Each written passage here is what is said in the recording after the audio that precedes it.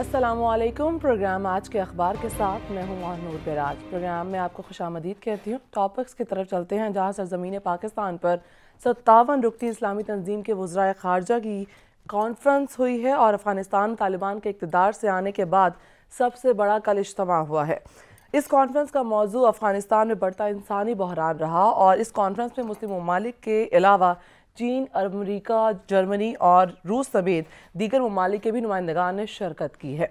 سیاست کی جائز ضروریہ پر روشنی ڈالتے بغیر یہ بات کرتے ہیں کہ مگر یہ بھی تسلیم کیا جائے کہ 41 سال بعد یہ اتنا بڑا سفارتی میلہ پاکستان کی سرزمین پر ہوا ہے اور یقیناً موجودہ حکومت کی تنظیم خارجہ پالیسی کے باعث ہی یہ ممکن ہو سکا ہے۔ افغانستان میں خوراک کی کمی، معاشی بدحالی کا شکار اور افغانستان میں انسانی بحران شدت اختیار کرتا جا رہا ہے۔ ناقدین کہتے ہیں کہ پاکستان افغانستان کا وکیل ہونا چاہیے۔ جواب یہ ہے کہ پاکستان کسی کا وکیل نہیں ہو سکتا، لیکن وہ صرف پاکستان دوسرے ممالک کی مدد ضرور کر سکتا ہے، بلکہ پاکستان انسانی حقوق کی بات کر رہا ہے اور وہ افغانستان کے لیے بھی سٹینڈ لے رہا ہے۔ انسانیت کی بات کریں تو اگر افغانستان کی صورتحال پر روشنی ڈالے تو پاکستان نے ہمیشہ کی طرح افغانستان کا ساتھ دینے کے لیے ہمیشہ کوشش کی ہے۔ اگر افغانستان کی صورتحال پر عالمی دنیا نے کردار ادا کر دیا تو غربت کی چکی میں پسے ہوئے افغانستان کے لوگ معاشی بدحالی سے نکل آئیں گے اور بڑی تعداد میں مہاجرین بھی مختلف قسم کی جو مشکلات میں پھنسی ہوئی ہے اس سے باہر آ سکے گی۔ اس صورتحال سے بچنے کے لیے پاکستان کا اصولی موقف یہ ہے کہ دنیا افغانستان کی مدد کرے۔ پروگرام میں ہمارا مرکزی موضوع ہوگا افغانستان میں بڑھتا انسانی بحران، اور پروگرام میں بات کریں گے کچھ اومیکرون کے حوالے سے بھی۔ اس کے ساتھ ساتھ معاشی صورتحال پر بھی پروگرام میں بات کی جائے گی کہ حکومت کو کس طرح کی واضح پالیسی اپنانی چاہیے، معاشی استحکام کو برقرار رکھنے کے لیے اور بنانے کے لیے کس طرح کے اقدامات کرنے کی ضرورت ہے، اور ہماری معیشت کا گراف جس طریقے سے نیچے جاتا جا رہا ہے اس کو واپس ابھارنے کے لیے حکومت کو کس طرح کی حکمت عملی، کس طرح کی اسٹریٹجی بنانے کی ضرورت ہے۔ ان تمام ٹاپکس کے علاوہ عوام کو ریلیف کس طریقے سے حکومت کو دینا چاہیے، تمام امور پر آج کے پروگرام میں بات کی جائے گی۔ ان تمام ٹاپکس پر ڈسکشن کرنے کے لیے ہمارے ساتھ اسٹوڈیوز میں موجود ہیں vice chancellor health services academy Islamabad کے ڈاکٹر شہزاد صاحب۔ ڈاکٹر صاحب، وقت دینے کا آپ کا بہت شکریہ۔ ڈاکٹر صاحب، سب سے پہلے آؤں گی، افغانستان انسانی بحران کا شکار ہو رہا ہے، ایسے بھی اس اجلاس جو کل ہوا ہے OIC کا اجلاس، غیر معمولی اجلاس تھا، کتنا مفید ثابت ہوگا؟ میرا خیال ہے جب سے یہ آپ نے دیکھا ہے ان کی نئی گورنمنٹ آئی ہے اور کافی حد تک کنسنسس سے بنی ہوئی گورنمنٹ ہے، اور 20 سال کی جو جنگ تھی اور 20 سال کی لڑائی مار کٹائی کے بعد اور امریکہ کی وہاں سے انخلا کے بعد ایک پاکستان کو بھی ایک موقع ملا تھا کہ شاید ہمارا جو یہ بارڈر ہے یہ سیکیور ہو سکے۔ امن جو ہے وہ دنیا کا خواب ہے اور پاکستان کے لیے تو امن بہت ضروری ہے، کیونکہ پچھلے 20 سالوں سے ہم بھی امن کی خواہش میں اتنا زیادہ کوششیں کر رہے ہیں۔ تو افغانستان میں جس طرح آپ نے دیکھا کہ اچانک جو انخلا ہوا امریکہ کا، اس میں سب سے زیادہ جو ایک بات ہے اس کا نقصان یہ ہوا کہ وہ جو ٹرانزیشن ہوتی ہے نا گورنمنٹس کی، وہ نہیں ہو سکی۔ تو جب کسی بھی جگہ تمام لوگ حکومت والے یا ارباب اختیار وہ چھوڑ کے چلے جائیں اور فائنینشیل مسائل ہوں آپ کے ملک کے، تو دو قسم کے بہت سیریس نکلتے ہیں نقصانات اس میں۔ ایک کہ جو خوراک کا مسئلہ ہے، ظاہر ہے بیسک لائیولی ہوڈ وہاں پہ اس طرح سے نہیں ہے، بہت زیادہ بیرن ایریاز ہیں سارے۔ دوسرا صحت کا مسئلہ۔ تو یہ جو دو مسائل ہیں یہ روز بروز بڑھتے جا رہے ہیں۔ اب آپ نے جس طرح کا OIC کا 57 ملکوں کا مسلمانوں کا جو ایک ملک ہے، ہاں جی، وہ ایک بہت بڑی بات ہے پاکستان کے بہتری کے لیے، پاکستان کی سپورٹ کے لیے میں کہوں گا ایک بہت بڑا اقدام ہے کہ پہلے صرف پاکستان ہی بات کر رہا تھا کہ وہاں پہ جو مسئلہ ہے عوام کا اور لوگوں کا اور خوراک کا اور صحت کا، اس کا کچھ حل ہونا چاہیے۔ ابھی تقریباً تمام جو OIC ممالک ہیں انہوں نے کل پلیج کر دیا ہے کہ ہم فنڈ بھی کریں گے، خوراک کا بھی مسئلہ حل کریں گے اور سپورٹ کریں گے۔ سو یہ ایک بہت بڑا پاکستان کے لیے بھی فائدہ ہے، کیونکہ اگر جب تک ہمارے بارڈر پہ اور ہمارے ساتھ والے ممالک میں امن نہیں ہوگا ہم امن کے بارے میں نہیں سوچ سکتے۔ تو ڈاکٹر صاحب، جس طرح آپ جوائنٹ ورکنگ گروپ ہیلتھ کے ممبر بھی افغانستان کے لیے بھی، تو آپ کیونکہ وہاں کی صورتحال کو خود بھی مانیٹر کر رہے ہیں، کس حد تک صورتحال افغانستان میں خراب ہے اور نظام صحت ان کا کیسا ہے؟ اس کے ساتھ ساتھ کیا وسائل ہیں ان کے پاس؟ دیکھیں، ان کا جو سب سے بڑا مسئلہ یہ ہوا کہ 20 سال تک جب ان کو سپورٹ کی گئی باہر سے ڈائریکٹلی، اور 20 سال کے بعد اچانک جب وہ سپورٹ وڈرا ہوئی تو اس وقت وہاں پہ تمام جو صحت کی فیسلٹیز ہیں نا وہ ایک لحاظ سے نان فنکشنل ہیں. کوئی بھی صحت کا جو اچھا مرکز ہے نا وہ کام نہیں کر رہا. دوسرے نمبر پہ جو ان کا ایک نظام ہے مکمل طور پہ حفاظتی اقدامات کا صحت کے بارے میں وہ بھی زیرو ہو گیا ہے, کیونکہ سب کے سب چھوڑ کے چلے گئے تھے جب یہ ہوا نا انخلا. تو پاکستان کا پہلے سے کچھ سال پہلے سے ہم نے وہاں پہ 3 ہاسپٹل بنانا شروع کیے تھے پاکستان میں. تو پاکستان آج سے نہیں, پاکستان کچھ سالوں سے کوشش کر رہا تھا کہ وہاں پہ جو کنٹریبیوٹ کرے صحت کے اندر, کیونکہ ان کا جو صحت کا نظام ہے وہ کافی برا ہے. تو ایک کابل میں محمد علی جناح ہاسپٹل بنا ہے, تقریباً 90% مکمل ہے, اس کی ابھی پروکیورمنٹ وغیرہ ہو رہی ہے ایکوپمنٹس کی. پھر آپ کے پاس جلال آباد میں ایک نائب امیر جو ہاسپٹل ہے وہ ایک بہت اچھا ہاسپٹل ہے, اور ایک نشتر ہاسپٹل ہے ان کے پاس جلال آباد میں, اور ایک جو لوگر میں ہے نائب امین. یہ 3 ہاسپٹل پاکستان نے بنائے. اگر یہ 3 ہاسپٹل فنکشنل ہو جاتے ہیں تو کافی حد تک جو ارد گرد کے ضلع ہیں نا ان پہ وہ ہو جائے گا. اور ابھی بھی ہم چمن کے بارڈر پہ اور یہ جو تورخم کے بارڈر پہ ہم ان کے پیشنٹس کو دیکھ بھی رہے ہیں, اور پیشنٹس پاکستان میں بھی آ رہے ہیں ان کے. تو میں آپ سے یہ جاننا چاہوں گی کہ افغانستان میں انسانی بحران کے خاتمے کے لیے پاکستان متحرک ہے, کیا افغانستان بھی ایک قدم آگے بڑھائے گا, کوئی لچک دکھائے گا؟ میرے خیال میں دکھانا پڑے گی. اس کی وجہ یہ ہے, اور جب جس طرح سے OIC میں ان کا مکمل ایک وفد آیا ہے, اور میں تھوڑا سا بتا دوں آپ کو کہ مہینہ پہلے بھی پوری ایک آپ سمجھ لیں چھوٹی سی کابینہ کی صورت میں ان کے یہاں پہ منسٹرز آئے تھے, اور وہ یہاں سے دوحہ گئے اور دوحہ سے جنیوا گئے, تو وہ انٹرنیشنل اپنی سپورٹ کے لیے. تو وہ یہاں پہ کافی عرصہ رہے, اور ہیلتھ میں جو آپ نے جو بات کی ورکنگ گروپ کی, اس ورکنگ گروپ کے ساتھ بیٹھے, اور کافی زیادہ لوگوں نے ان کو پلیج کی سپورٹ. جس طرح ہماری پاکستان فارماسیوٹیکل مینوفیکچرنگ الائنس ہے, انہوں نے ادویات دی ہیں کوئی تقریباً 16 کروڑ روپے کی. تو کروڑوں روپے کی میڈیسن ان کو ڈونیٹ کی گئی ہیں. خوراک تقریباً ڈیلی ٹرک جا رہے تھے, ورلڈ فوڈ پروگرام کے بھی تھے, UNHCR مطلب مختلف UN کے اداروں کے, اور پاکستان جو چیریٹی کرتے ہیں وہ بھی. لیکن مسئلے کا حل جو ہے نا وہ میں آپ کو بتاؤں کہ وہ مسئلے کا حل یہ نہیں ہے افغانستان میں. ہم نے یہی سوچا ہے اپنے جو پاکستان کے جو بھی مینجمنٹ کے ہیلتھ کے ایکسپرٹس ہیں کہ چیزیں یہاں سے بھر کے ٹرکوں میں یا دوائیاں یہاں سے بھیج دینے سے مسئلہ حل نہیں ہوگا, کیونکہ وہاں پہ جو لاجسٹکس کا اور صحت کو چلانے والا نظام ہے وہ سارا مفلوج ہو چکا ہوا ہے. اور ابھی آپ دیکھیں بہت سارے افغانستان کے علاقے ہیں جو ہمارے نارتھ میں ہیں, اور ان کی وہاں پہ سردی بہت زیادہ ہوتی ہے. تو برفانی ماحول میں سخت سردی میں بیمار بندے کے لیے ادویات اور کوئی سسٹم نہ ہونا, ہم یہ سوچ رہے ہیں کہ کسی طریقے سے ان کا جو سسٹم ہے نا اس کو چلایا جائے. یہ جو آپ چیزیں یہاں سے بھیجیں گے وہ پتہ نہیں صحیح بندوں تک پہنچتی ہیں کہ نہیں پہنچتی ہیں, پتہ نہیں کون ان کو ڈسٹریبیوٹ کرے گا, پیشنٹ ڈیلنگ کیسے ہوگی. سو ہیلتھ بڑا کمپلیکس موضوع ہے, اس میں اب صرف بھی آپ دیکھنے چیزیں بھیجنے کی بات کر رہے ہیں, تو اگر بات کی جائے پاکستان کی, پاکستان افغان مہاجرین کا بوجھ برداشت کرنے کی حیثیت رکھتا ہے؟ بہت عرصے سے مزید میرا نہیں خیال ہمارے لیے آسان ہوگا, اور شاید یہی وجہ ہے کہ ہمارے جو اس وقت گورنمنٹ ہے اور ہمارے جو وزارت خارجہ اور تمام جو ہمارے آفیسرز ہیں وہ یہی چاہتے ہیں کہ ان کا مسئلے کا حل وہیں نکلے. یہ کوئی حل نہیں ہے کہ ان کے لوگ جو ہیں وہ ملینز کی تعداد میں پاکستان آ جائیں. یہ پاکستان کے اوپر بھی مسئلہ ہوگا اور ان کا سسٹم بھی بحال نہیں ہوگا. تو یہ آپ نے بالکل ٹھیک کہا کہ کسی بھی صورت میں ہم یہ چاہ رہے ہیں کہ ان کو ڈسپلیس نہ ہونا پڑے. اب ان کو ڈسپلیسمنٹ سے اگر آپ نے بچانا ہے تو وہاں پہ آپ کو ان کو سہولتیں دینی پڑیں گی. عالمی سطح پر اس چیز کو اجاگر کرنا چاہیے نا, کیونکہ پاکستان میرے خیال میں تو بہت مشکل ہو جائے گا. یہی وجہ تھی کہ جس کی وجہ سے وہ لوگ بھی انٹرنیشنل ٹورز پہ گئے تھے, مشنز انہوں نے بھیجے تھے, اور پاکستان نے جو OIC کا مشن جو ہوسٹ کیا نا اتنے سالوں کے بعد, آپ نے بتایا جس طرح, میرے خیال میں یہ ایک بہت بڑا سٹیپ ہوگا کہ پاکستان کی سپورٹ OIC کے تھرو ہی آ جائے اور ہم افغان بھائیوں کی مدد کر سکیں.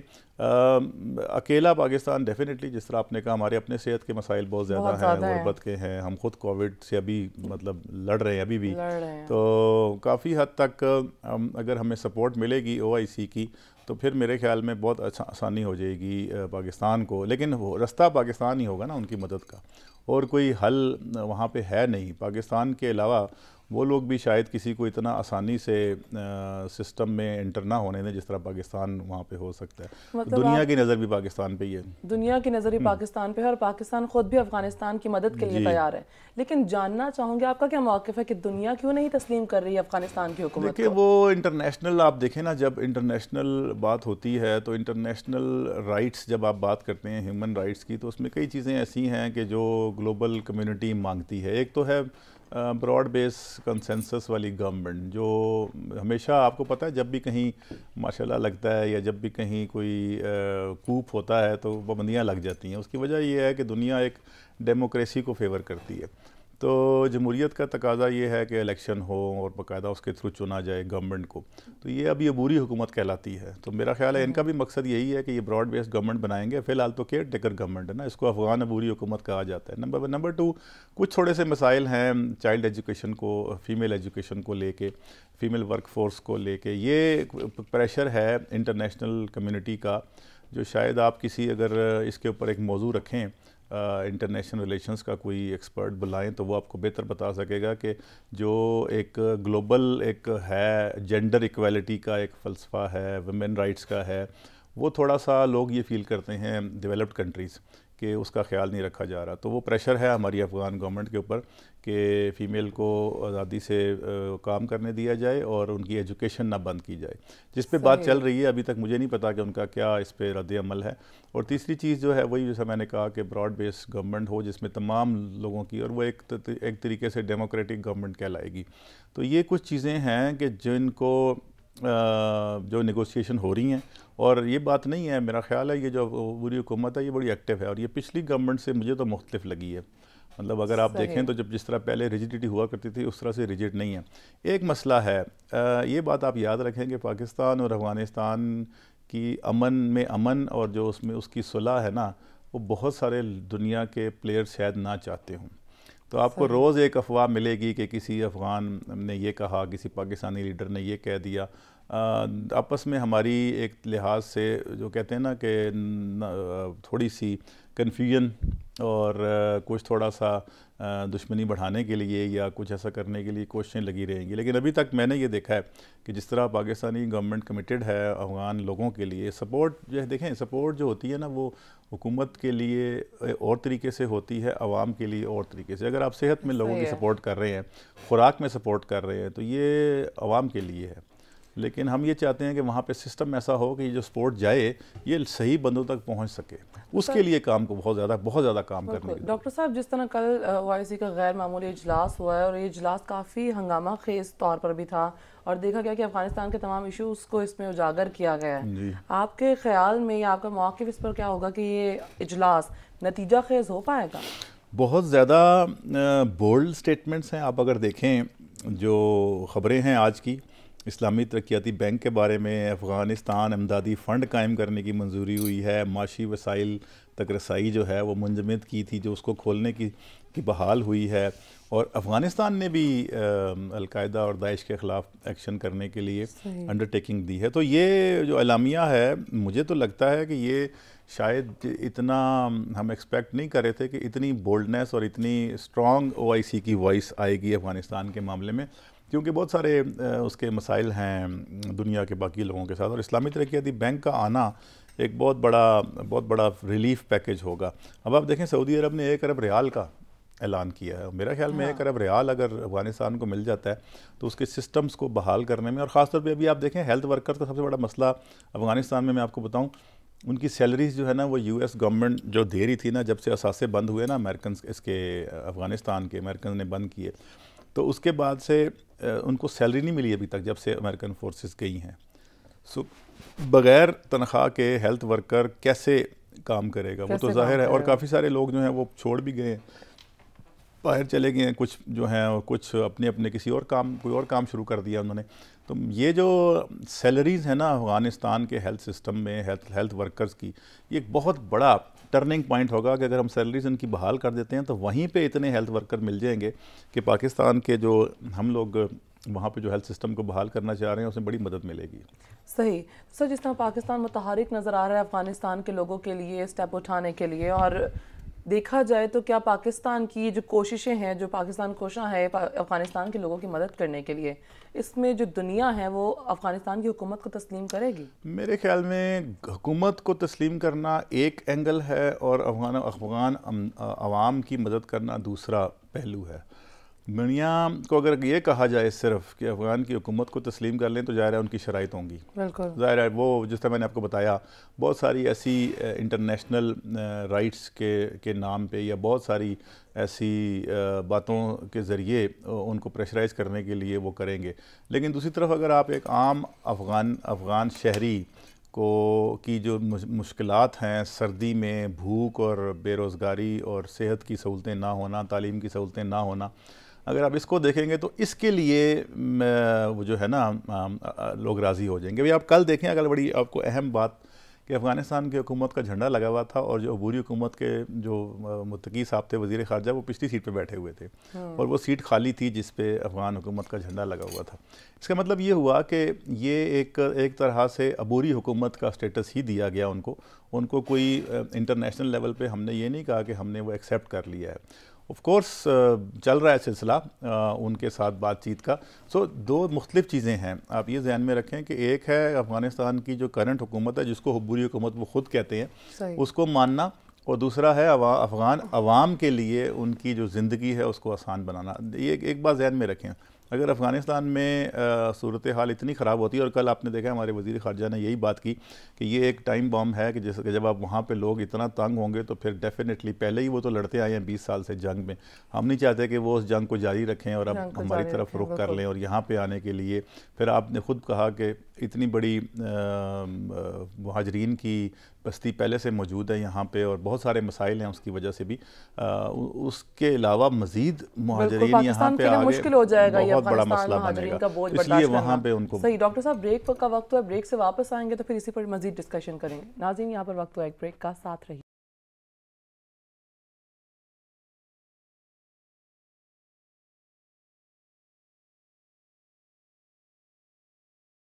ویلکم بیک ناظرین، ہم ڈاکٹر صاحب سے بات کر رہے تھے افغانستان کی معاشی بدحالی کو کس طریقے سے اوورکم کیا جا سکتا ہے، اور اسی پر مزید بات ہو رہی تھی۔ ڈاکٹر صاحب، کس طریقے سے دنیا کو تسلیم کروانا چاہیے، باور کرانا چاہیے کہ افغانستان مہاجرین کی مدد کرنے کی ہمیں بھی ضرورت ہے، اور دنیا بھی عالمی سطح پر اس چیز کو مانے اور اس کے لیے اہم اقدام کرے؟ ایک دنیا میں نا پچھلے کوئی 10 سالوں میں جس طرح آپ نے دیکھا سیریا، عراق اور تمام مشرق وسطیٰ کے علاوہ ایون یورپ کے اندر بھی مہاجرین کا مسئلہ حکومتوں کے آنے اور جانے کا وجہ بنا۔ یورپ میں جس طرح سے سیرین مہاجرین کی بات ہوئی، عراق کی، لیبین کی، تو آپ یہ سوچیں کہ یہ ایک دنیا میں بہت بڑا انٹرنیشنل پالیٹکس کا ایک بہت زبردست قسم کا پہلو ہے کہ سیٹلمنٹ لوگوں کی ان کے ملک میں ہو سکے تو اس کے علاوہ کوئی بہتر حل نہیں ہے۔ تو پاکستان اگر جو کہ ہم بنا بھی یہی رہے ہیں، اس وقت میں آپ کو بتاؤں ہمارا سب سے بڑا کنسرن یہ ہے کہ افغانستان کے جو لوگ ہیں وہ اتنی بری حالت کا شکار نہ ہو جائیں کہ ان کو اپنا بوریا بستر سمیٹ کے پاکستان کی طرف رخ کرنا شروع کر دیں، پھر روکنا بہت مشکل ہو جائے گا۔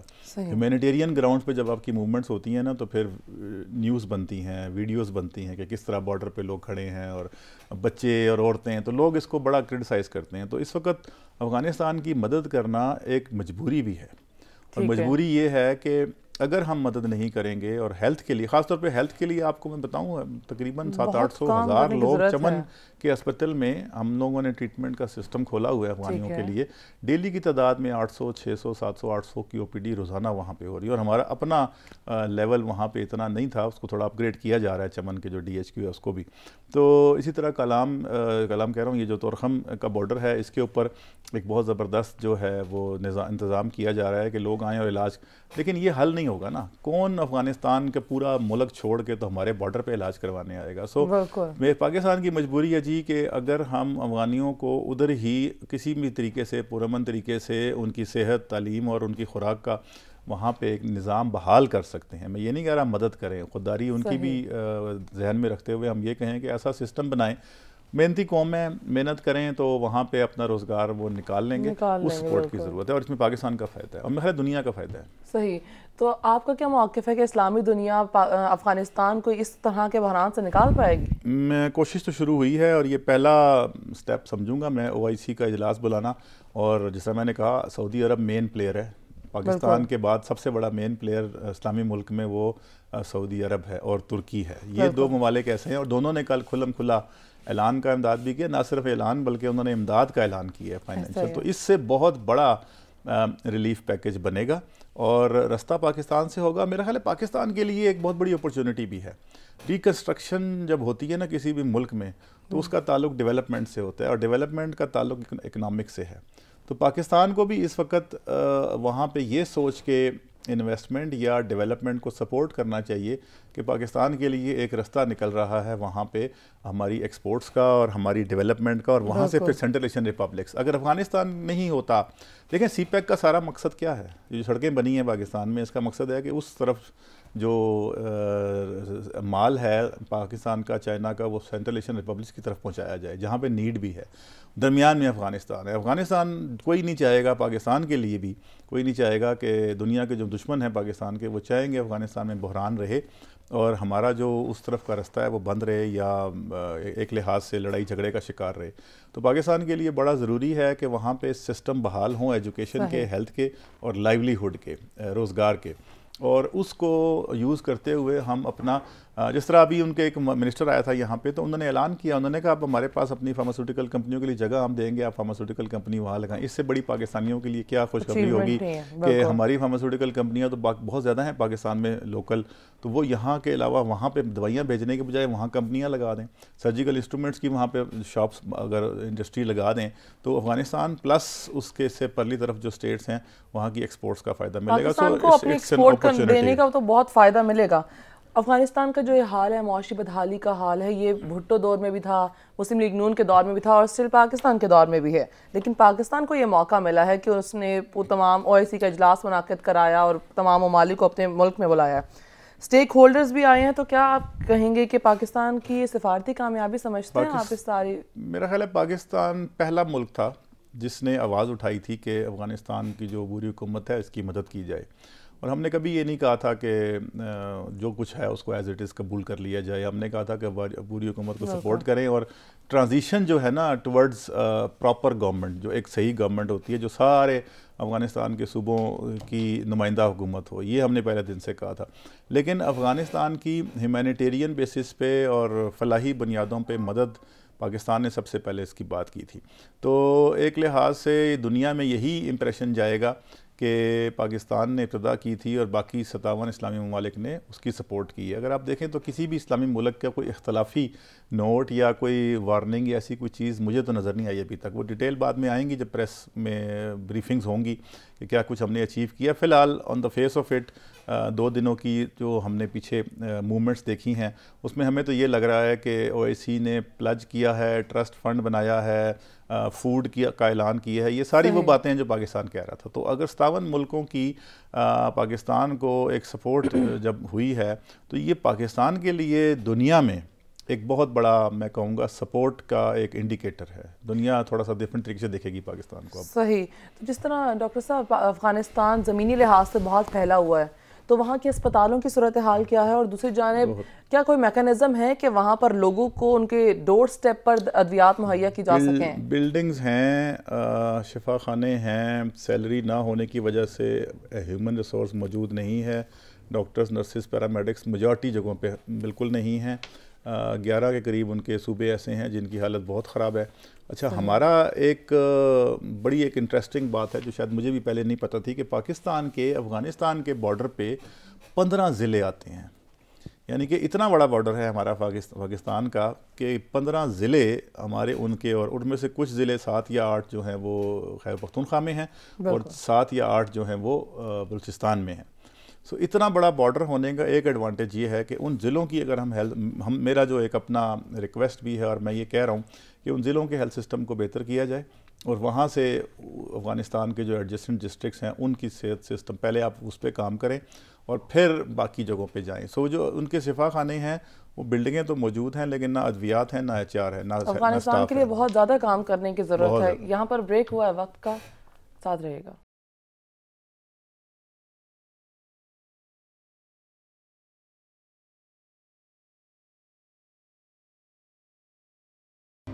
ویلکم بیک ناظرین، ہم بریک سے پہلے بات کر رہے تھے افغانستان کی جو معاشی بدحالی ہے اس میں پاکستان کا کردار اور عالمی سطح پر کیا اقدامات کرنے کی ضرورت ہے، اور اس کے بعد ہم بات کریں گے گزشتہ دنوں شرح سود میں اضافہ کیا گیا، اور اسی پر بات کرنے کے لیے ٹیلی فون پر ہمیں جوائن کیا ہے سینئر تجزیہ کار، سینئر صحافی، اکانومسٹ مہتاب حیدر صاحب نے. مہتاب صاحب، آپ کے وقت دینے کا بہت شکریہ. گزشتہ دنوں شرح سود میں اضافہ کیا گیا، گورنر اسٹیٹ بینک کہتے ہیں مزید نہیں کرنا پڑے گا اور GDP بھی 4 سے 5% ہی رہے گی. تو جاننا چاہوں گی آپ ان کی اسٹیٹمنٹ کو کیسے دیکھتے ہیں سر؟ دیکھیں، بنیادی طور پہ جو کرنٹ اکاؤنٹ ڈیفیسٹ ہے اور جو رائزنگ انفلیشن ہے اس کو سامنے رکھتے ہوئے انہوں نے ڈسکاؤنٹ ریٹ میں مزید 100 بیسس پوائنٹس کا جو ہے وہ اضافہ کیا ہے. لیکن بنیادی طور پہ آپ یہ دیکھیں کہ پاکستان میں جو انفلیشن ہے بیسیکلی وہ سپلائی سائڈ فینامنا ہے، وہ ڈیمانڈ سائڈ فینامنا نہیں ہے. تو جتنی تیزی سے ہم جو ہے وہ مانیٹری ٹائٹننگ کر رہے ہیں اس کے کافی ریپریکشنز ہوں گے پاکستان کی فزیکل سائڈ کے اوپر بھی. آپ کو پتہ ہے کہ پہلے ہی ڈیٹ سروسنگ جو ہے وہ پاکستان کی کافی زیادہ ہے. تو یہ جو اسٹیٹ بینک نے اقدامات لیے ہیں تقریباً، یعنی آپ یہ دیکھ لیں کہ ایک مہینے کے دوران کوئی تقریباً 2.5 سے 3% کے درمیان جو ہے وہ ڈسکاؤنٹ ریٹ بڑھا دیا ہے. اس کے نتیجے میں جو ڈیٹ سروسنگ ہے اس میں اضافہ ہو جائے گا اور پاکستان کی جو فزیکل سائڈ کی پرابلم ہے وہ جو ہے وہ ورسننگ ہو جائے گی. اور جہاں تک آپ نے GDP گروتھ کی بات کی ہے تو یہ بیسیکلی مقصد ہی یہ ہے کہ اس کو سلو ڈاؤن کیا جائے. سلو ڈاؤن کر کے وہ کیسے کہہ رہے ہیں کہ جو ہے 5% تک جو ہے وہ پاکستان کے GDP گروتھ رہے گی. ان تمام اقدامات کے بعد کم از کم یہ بات ضرور کی جا سکتی ہے کہ پاکستان کا جو 4.8% کا ٹارگٹ تھا وہ اچیو نہیں ہوگا اور اکنامک گروتھ جو ہے وہ ڈیفینیٹلی ان اقدامات کے بعد سلو ڈاؤن ہوگی. صحیح. مہتاب صاحب، معاشی پالیسی میکر کسی بھی ادارے میں ہوں یا حکومت میں وہ کام کرتے ہیں. مہنگائی بڑھنے کا جو تاثر ہے مارکیٹ میں پایا جا رہا ہے، عوام میں ایک بے یقینی کی صورتحال ہے. تو جاننا چاہوں گی کہ آپ سمجھتے ہیں کہ حکومت کی معاشی ٹیم نے کچھ کام کیا ہے یا وہ کوئی کام کرنے کا ارادہ رکھتی ہے؟ دیکھیں، جب آپ IMF کے پروگرام میں ہوتے ہیں تو پھر IMF کے پروگرام میں آپ کو اس طرح کے اقدامات لینے پڑتے ہیں کہ جس کے نتیجے میں آپ کی جو اکنامک پالیسیز ہیں اس کے لیے بڑی زیادہ ضروری ہوتا ہے کہ آپ سنکرونائز کر کے چیز چلائیں. آپ یہ دیکھیں کہ ایک ایسے ٹائم میں جب کہ انفلیشن جو ہے وہ پہلے ہی 11.5% کو SPI جو ہے وہ 90% سے زیادہ اور جو ہول سیل پرائس انڈیکس ہے وہ 27-28% کو ٹچ کر رہی ہے. آپ ایسے ٹائم میں GST کی ایگزمپشنز جو ہیں وہ ختم کرنے جا رہے ہیں. تو جب آپ GST کی ایگزمپشنز ختم کریں گے تو یہ مزید انفلیشن کو فیول کریں گی.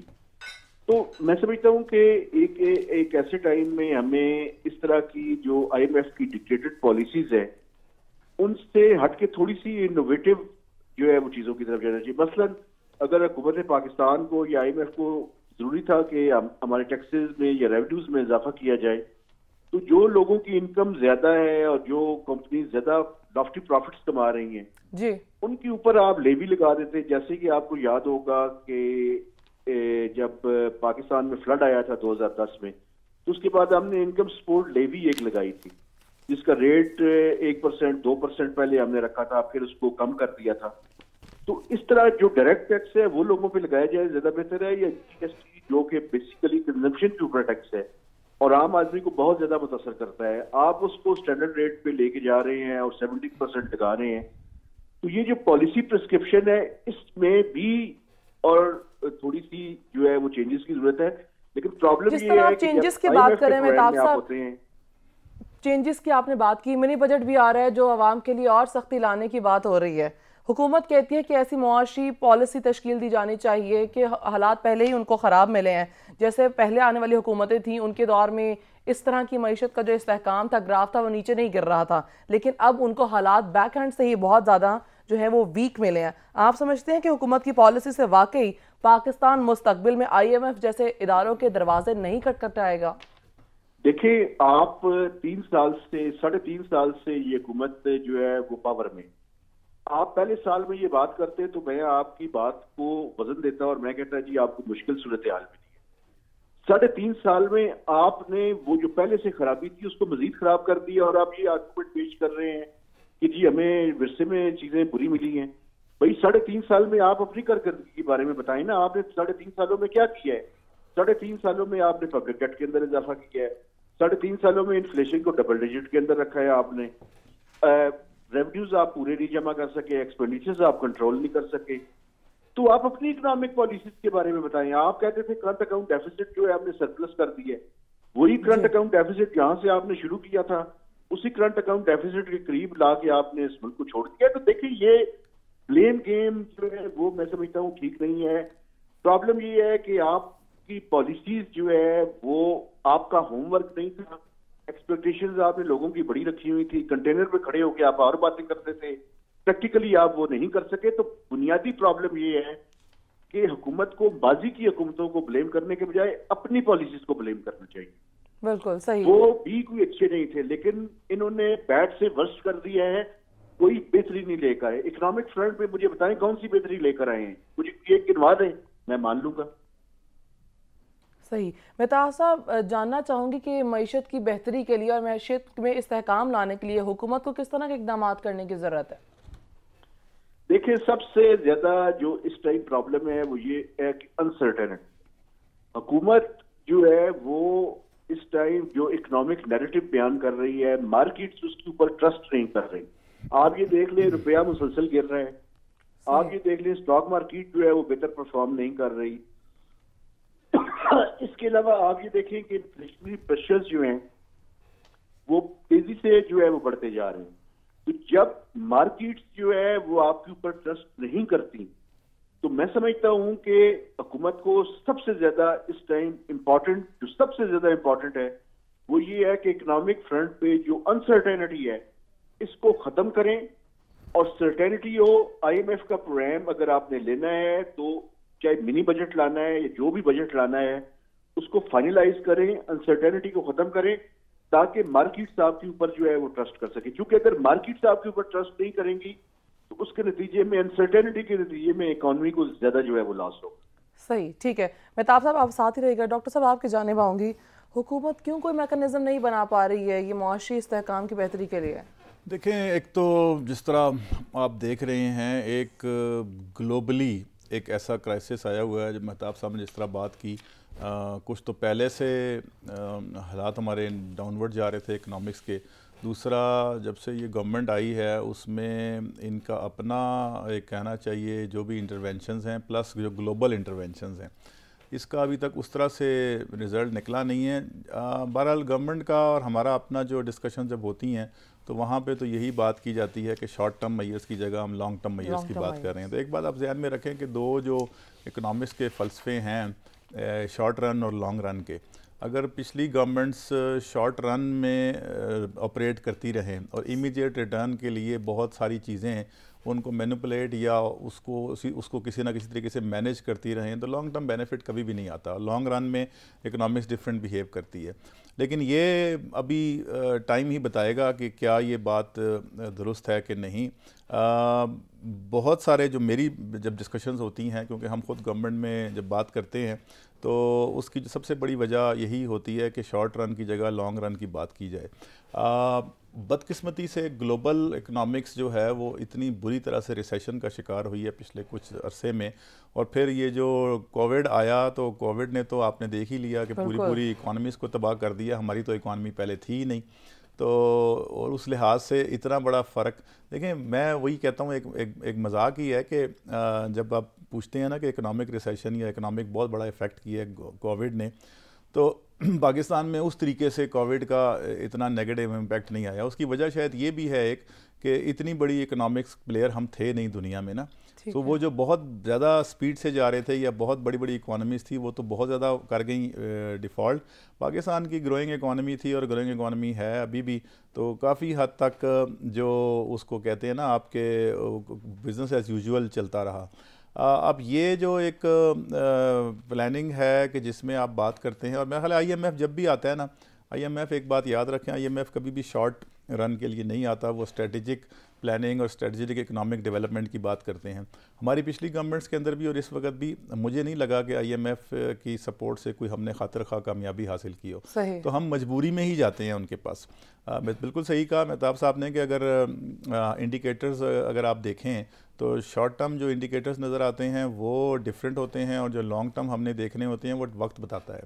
تو مجبوری میں آپ نے خود سنا تھا شروع میں بالکل یہ اعلان ہوا تھا کہ ہم IMF کے پاس نہیں جائیں گے، لیکن اتنی بری فائنینشیل سچویشن ہوئی کہ اس کے بعد پھر اب ہم انتظار کرتے ہیں IMF کی انسٹالمنٹ کا. تو ہوپ فلی جس طرح یہ اب کووڈ کا اسکیئر جا رہا ہے، اور میں یہ سمجھتا ہوں کہ یہ جو ہمارے ارد گرد کے جو جغرافک سچویشن ہے نا، اس کا پراپر فائدہ ابھی تک ہم نے نہیں اٹھایا اکنامکس میں. یہ جو افغانستان کی سچویشن ہے، انڈیا پاکستان ٹریڈ ہے، چائنا کی سپورٹ ہے ہمیں، اور بے تحاشا قسم کا ہمارے پاس جو سینٹرل ایشین ریپبلکس کا اور گلف کے اندر بھی، گلف کنٹریز میں بھی جو ہماری ایکسپورٹ ہے پاکستانیوں کی HR کی اور دوسری بھی، اس کو ابھی تک پورے پوٹینشیل پہ آپٹیمل لیول پہ ہم نے استعمال نہیں کیا.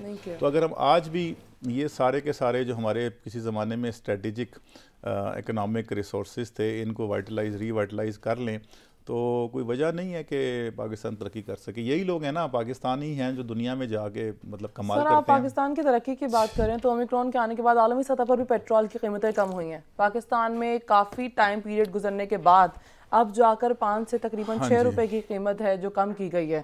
اس سے بھی مزید کم کی جا سکتی تھی اگر حکومت چاہتی، کیونکہ عالمی سطح پر پیٹرول ایک دم کافی نیچے گر گیا. سر کیوں نہیں کم کی گئی حکومت کی جانب سے؟ میرے خیال میں دیکھیں، جب جہاں سے بھی کوئی ریسورس مل رہا ہوتا ہے نا، یہ یاد رکھیں بات کہ ابھی وہ مہتاب صاحب شاید بہتر بتا سکیں اکانومسٹ ہیں. میں یہ سمجھتا ہوں کہ جب میں چونکہ ایک خود گورنمنٹ کا ایک ادارہ ہیڈ کرتا ہوں، تو ہمیں جہاں سے بھی فائنینسز مل رہے ہوتے ہیں نا، ہم ان فائنینسز کی جو ان پٹ ہے نا یا انٹیک ہے، کیش انفلو جس کو آپ کہہ لیں، اس کو کم کرتے ہوئے بڑا سوچتے ہیں، کیونکہ ہمارے پاس زیادہ اوپننگز نہیں ہوتی، زیادہ ریسورسز نہیں ہوتے جہاں سے گورنمنٹ کے پاس ایک تھوڑا سا ریونیو آتا ہے. اور جو ایکسپینڈیچر ہے اس کو کٹ کرنے میں ہماری بڑی جلدی جو ہے نا ہماری وہ جاتی ہے سوچ. تو یہ جو اور ایک اور بات بھی ذہن میں رکھیں کہ یہ جو افغان کی صورتحال ہوئی، اس کی وجہ سے بھی پاکستان میں تھوڑی سی اکنامکس میں چینجز آئیں گی. جو آئل پرائسز ہے نا، اس کا امیڈیٹ ایفیکٹ میرا خیال ہے آنا بھی مشکل ہوتا ہے، کیونکہ جب آپ پرچیزنگ کرتے ہیں نا آئل کی، تو وہ جو انٹرنیشنل مارکیٹ میں آئل کی جب ٹریڈ ہوتی ہے تو اس کا امپیکٹ مہینوں کے حساب سے آتا ہے.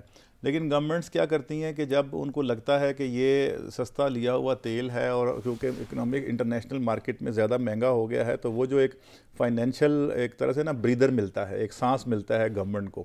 اور یہ ہر گورنمنٹ کے ساتھ یہی ہوا ہے، ہر گورنمنٹ میں کہ آپ پیٹرول جب آپ لیتے ہیں تو امیڈیٹلی پرائز بڑھتی ہے، جبکہ وہ پرائس انکریز والا آئل بعد میں آ رہا ہوتا ہے. آپ نے تو پرانی ریٹ پہ خریدا ہوتا ہے نا، اور ہمارے پاس ٹن کے حساب سے، لیٹرز کے حساب سے، وہ تھاؤزنڈ کے ملینز آف گیلنز کے حساب سے ذخیرہ ہوتا ہے.